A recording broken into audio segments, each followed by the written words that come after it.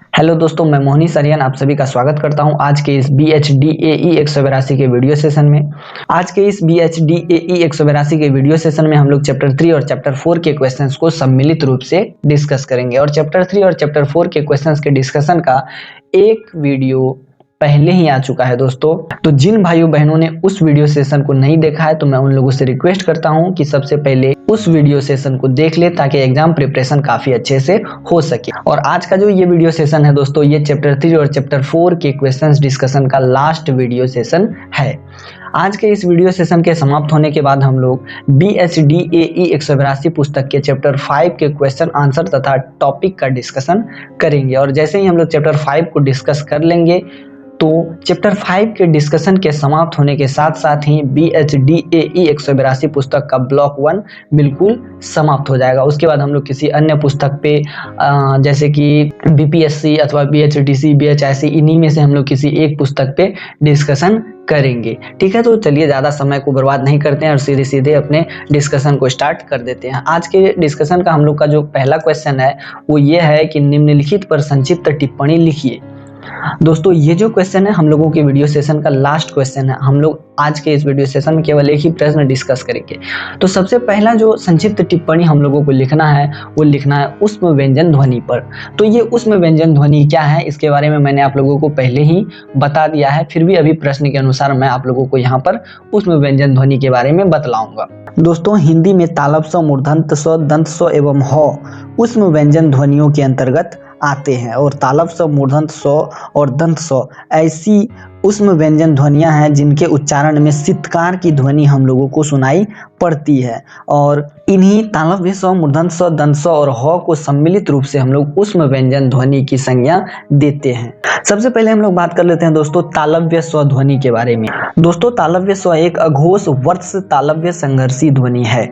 और तालव्य स्व के उच्चारण के समय जीभ का मध्य भाग कठोर तालु की ओर उठ जाता है। और संस्कृत में तालव्य स्व के लिए एक सूत्र है जिसे हम लोग इचुयसानन तालु के नाम से जानते हैं। जब हम लोग उच्चारण स्थान की चर्चा करेंगे तब मैं आप लोगों को संस्कृत में भी उच्चारण स्थान के सूत्र बताऊंगा ताकि आप लोग काफी सरल तरीके से उच्चारण स्थान को याद रख सके। अब हम लोग बात कर लेते हैं दोस्तों मूर्धन्य स्व ध्वनि के बारे में। दोस्तों, मूर्धन्य स्व ध्वनि को अघोष मूर्धन्य संघर्षी ध्वनि के नाम से जाना जाता है। और मूर्धन्य स्व के उच्चारण में मूर्धा की सहायता ली जाती है, अर्थात मूर्धा की सहायता से मूर्धन्य स्व ध्वनि का उच्चारण होता है। और मूर्धन्य स्व मूर्धा से उच्चरित होता है, इसके लिए एक सूत्र है जिसे हम लोग ऋटुरसानांग मूर्धा के नाम से भी जानते हैं। और ये सूत्र संस्कृत का सूत्र है। अब हम लोग बात कर लेते हैं दंत स्व ध्वनि के बारे में। तो ये जो दंत स्व ध्वनि है दोस्तों, ये हिंदी में सर्वाधिक प्रयोग में आती है। और हिंदी के ज्यादातर शब्द इसी दंत स्व से शुरू होते हैं। दोस्तों, दंत स्व ध्वनि का उच्चारण दांत की सहायता से होता है। और दांत की सहायता से जो ये उच्चरित होता है, इसके लिए संस्कृत में एक सूत्र है ताकि इसके उच्चारण स्थान को याद रखा जा सके। तो उस सूत्र को हम लोग कहते हैं लिरितुलसानाम दंता। तो मैं उम्मीद करता हूं दोस्तों कि आप लोग तालव्य स्व, मूर्धन्य स्व एवं दंत स्व ध्वनि को अच्छे से समझ गए होंगे। इस पुस्तक में ह ध्वनि के बारे में बिल्कुल चर्चा नहीं की गई है दोस्तों, फिर भी मैं आप लोगों को ह ध्वनि के बारे में भी बता देता हूं। दोस्तों, ह ध्वनि का उच्चारण कंठ की सहायता से होता है। और इसके लिए संस्कृत में एक सूत्र है जिसे हम लोग अकु विसर्जनीयाना कंठा के नाम से जानते हैं। तो मैं उम्मीद करता हूं कि आप लोग पहली टिप्पणी को अच्छे से समझ गए होंगे। अब हम लोग दूसरी टिप्पणी पे चलते हैं और देखते हैं कि वो टिप्पणी कौन सी है और फिर हम लोग उसका डिस्कशन भी कर लेते हैं। दोस्तों, ये रही दूसरी टिप्पणी। अभी हम लोगों को अर्धस्वर य और वो पे टिप्पणी करनी है। तो चलिए अब हम लोग संक्षेप में टिप्पणी कर देते हैं। दोस्तों, आज से कुछ समय पहले तक हिंदी में य, र, ल, व को अर्धस्वर की संज्ञा दी जाती थी, किंतु अभी के व्याकरण अथवा अभी के भाषा शास्त्रियों के अनुसार केवल य और व को ही अर्धस्वर की संज्ञा दी जाती है। अब ये य और व को अर्धस्वर की संज्ञा क्यों दी जाती है, इस पे अब हम लोग चर्चा कर लेते हैं। दोस्तों, जब भी हिंदी में य ध्वनि का उच्चारण होता है तो पहले जीभ हर्षे ई जैसी ध्वनि निकालने की कोशिश करती है, किंतु तुरंत बाद ये अपनी स्थिति में परिवर्तन कर लेती है और ओ जैसी ध्वनि निकालने लगती है। और इसके वजह से क्या होता है कि जिह्वा का मध्य भाग ऊपर उठकर कठोर तालु के बहुत पास पहुंच जाता है और इस वजह से यह ध्वनि अपने आप उच्चरित हो जाती है। और ये जो य ध्वनि है दोस्तों, यह सघोष और वृत्ताकार तालव्य ध्वनि है। अब हम लोग बात कर लेते हैं व ध्वनि के बारे में। तो जब भी व ध्वनि का उच्चारण होता है दोस्तों, तो उस समय दांत की ऊपरी पंक्ति निचले ओठ के संपर्क में आती है और इस वजह से श्वास वायु निकलने का मार्ग बहुत पतला बन जाता है और इस वजह से उच्चारण में घर्षण कम हो जाता है और मुंह से वायु अर्थात हवा काफी कम मात्रा में और काफी मंद गति से बाहर आने लगती है। और हिंदी में वो को कुछ विद्वान घर्षणहीन व्यंजन भी कहते हैं। और ये जो वो है दोस्तों, यह दंतोष्ठ्य सघोष अल्प प्राण ध्वनि है और वो के लिए भी एक सूत्र संस्कृत में चलता है जिसे हम लोग कहते हैं वकारस्य दंतोष्ठम। इन सभी सूत्रों की चर्चा मैं आप लोगों से अगले अध्याय में करूंगा और उस सूत्र के माध्यम से मैं आप लोगों को ये समझाने की कोशिश करूंगा कि कैसे उच्चारण स्थान को आसानी से याद रखा जा सकता है। तो ये वाला टिप्पणी भी यहीं पे समाप्त हो जाता है दोस्तों। अब हम लोग तीसरी टिप्पणी को देख लेते हैं। ये जो तीसरी टिप्पणी है दोस्तों, ये अंतिम टिप्पणी है। यहाँ पर हम लोगों को ड़ और ढ की टिप्पणी करनी है।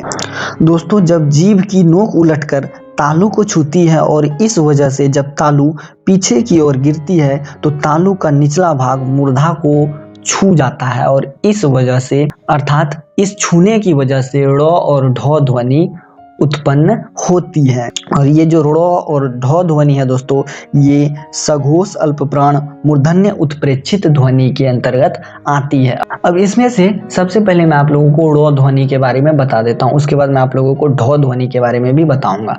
तो ये जो ड़ ध्वनि का उच्चारण होता है दोस्तों, इसके उच्चारण के समय जीभ की नोक उलटकर तालु को स्पर्श कर लेती है और जैसे ही ये तालु को स्पर्श करती है तो तालु पीछे की ओर पलट जाता है और तालु के पीछे पलटने की वजह से तालु का निचला भाग मूर्धा को छू जाता है और इस वजह से ड़ ध्वनि उत्पन्न हो जाती है। और ये जो ड़ ध्वनि है दोस्तों, यह सघोष अल्प प्राण मूर्धन्य उत्प्रेक्षित ध्वनि के अंतर्गत आती है। अब अगला है दोस्तों ढ ध्वनि। तो ये जो ढ ध्वनि है दोस्तों, यह ड़ ध्वनि का ही महाप्राण प्रतिरूप होता है और इस ध्वनि के उदाहरण में हम लोग कह सकते हैं बाढ़, चिढ़ना इत्यादि। वैसे ड़ और ढ ध्वनि की विस्तार पूर्वक चर्चा हम लोगों ने वीडियो डिस्कशन में कर ली थी दोस्तों। मुझे नहीं लगता है कि आप लोग इसको समझ नहीं पाए होंगे। संक्षेप में चर्चा करनी थी, संक्षेप में चर्चा मैंने आप लोगों से कर ली। तो दोस्तों, जितने भी प्रश्नों पे टिप्पणी करनी थी सब पे टिप्पणी हम लोगों ने कर ली है। मैं उम्मीद करता हूँ कि आप लोग अच्छे से समझ गए होंगे। और आज का जो ये वीडियो सेशन है दोस्तों, ये काफ़ी छोटा सा वीडियो सेशन था और इस वीडियो सेशन को हम लोग यहीं पे समाप्त कर देते हैं। मैं उम्मीद करता हूँ कि ये वीडियो सेशन आप लोगों को काफ़ी पसंद आया होगा। अगर किसी भी प्रकार की कोई त्रुटि अथवा कमी है तो मैं इसके लिए आप लोगों से क्षमा चाहता हूँ और मैं आप लोगों से रिक्वेस्ट करता हूँ कि मेरे त्रुटि अथवा कमी को आप लोग कमेंट सेक्शन में ज़रूर मेंशन कर दें ताकि मैं अपने उस कमी को जल्द से जल्द ठीक कर सकूं और दोबारा से ऐसी कमी ना दोहराऊं। अभी के लिए बस इतना है दोस्तों, अलविदा।